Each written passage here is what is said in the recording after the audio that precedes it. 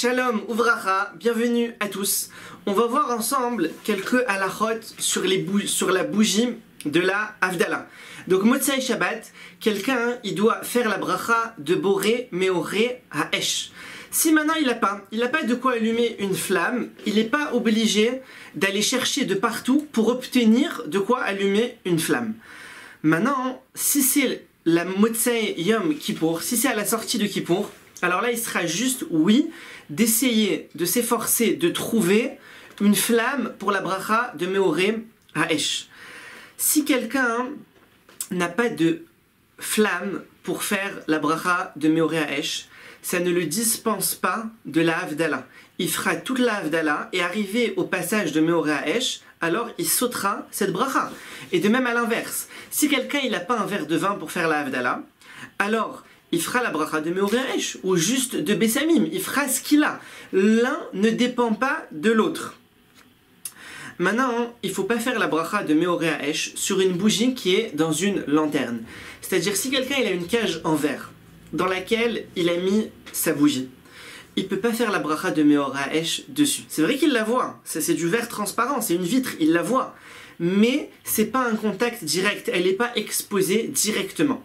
Alors on se serait dit, peut-être qu'il doit enlever aussi ses lunettes s'il veut faire Meoré Haesh, puisqu'il y a un verre qui fait écran. Non. La flamme, si elle est dévoilée, elle est dévoilée. Il n'est pas obligé d'enlever ses lunettes. D'ailleurs, on a pris aussi l'habitude de ne pas éteindre les lumières durant la Havdalah. Pour la bracha de Meoré Haesh, c'est pas du tout obligatoire, puisque potentiellement, si les lumières elles avaient été éteintes, alors il aurait pu profiter du feu, c'est suffisant. Maintenant, il faut être à une distance de la flamme pour qu'on puisse distinguer entre deux pièces différentes. Si il faisait entièrement noir et à l'endroit où on est, la flamme nous éclaire suffisamment pour qu'on puisse distinguer entre deux pièces différentes, on est quitte. Sinon, il n'est pas quitte. Il n'est pas quitte, il devra refaire la bracha de Meoré Haesh ou se rapprocher avant la bracha, mais dans un cas comme ça, il sera pas quitte. Alors, on ne peut pas faire la bracha de Meoré Haesh sur l'électricité. Il y en a qui ont voulu dire que pour l'allumage des bougies avant Shabbat, on pouvait oui. C'est pas admis par tout le monde. Cependant, pour Motsai Shabbat, tout le monde admet qu'on ne peut en aucun cas faire la bracha de Meoré Haesh sur une ampoule ou sur quelque chose qui a été allumé à l'électricité. Alors, c'est juste d'éteindre la flamme à la fin de la Havdalah pour bien montrer que cette flamme a été allumée exprès pour les besoins de la Havdalah. Maintenant, il y a la fameuse question, est-ce qu'on peut souffler? Il ne faut pas souffler, c'est pas bien pour éteindre la bougie. Alors c'est vrai que c'est pas bien du tout de souffler pour éteindre une bougie. Cependant, si quelqu'un il l'a fait, c'est pas grave. Mais il faut faire attention, il faut éviter ça.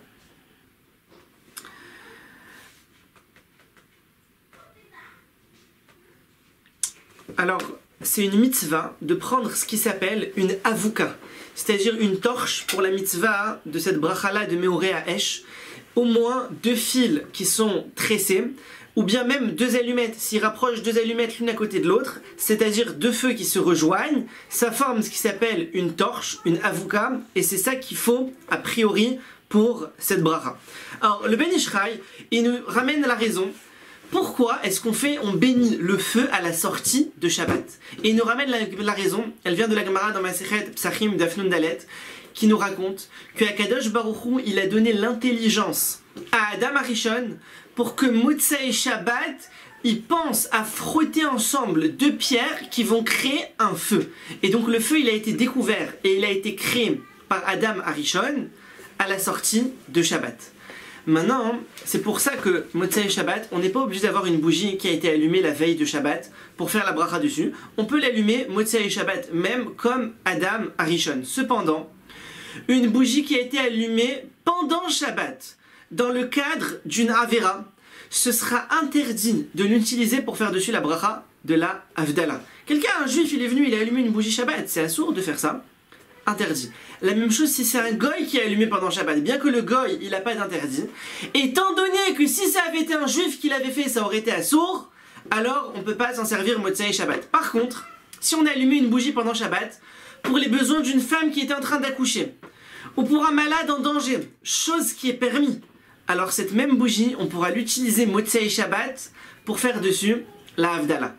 Donc, Motsei Shabbat, on a dit, on n'a pas besoin de chercher un feu qui a été allumé avant Shabbat. Par contre, Motsei Kippour, il nous faut spécialement une bougie qui a été allumée la veille de Kippour. Pourquoi? Puisque Kippour, normalement, à la fin du Yom Tov, il n'y a pas de Meoré à Esh. Il n'y a pas. Kippour, il y a. Parce qu'en fait, Kippour, pendant toute la durée de Kippour, on a été séparés du feu. On n'a pas pu utiliser le feu pour cuisiner. Tandis que les autres Yom Tov, on peut oui cuisiner, on a le droit d'utiliser le feu. Donc maintenant, pour fêter nos retrouvailles, en quelque sorte, avec le feu à la sortie de Kippour, alors on fait la bracha sur un feu. Mais spécialement un feu qui a été allumé la veille de Kippour, dont on a été séparés pendant toute la durée de Kippour. Alors, il nous ramène aussi le Ben Ishraï. Comment faire au moment de la bracha de Meoré à Esh? On tend la main droite, on replie les doigts sur le pouce, c'est-à-dire on met le pouce à l'intérieur de la main, on replie les doigts et on met ça face à la bougie. Comme si la bougie elle était devant moi, il met comme ça devant la bougie et non pas comme ça. Comme ça, c'est pas bon.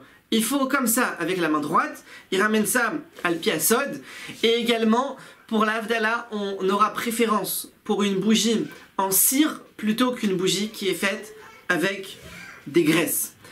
Tevorechu, Mipia Elion, soyez bénis de la bouche d'Hachem. À bientôt.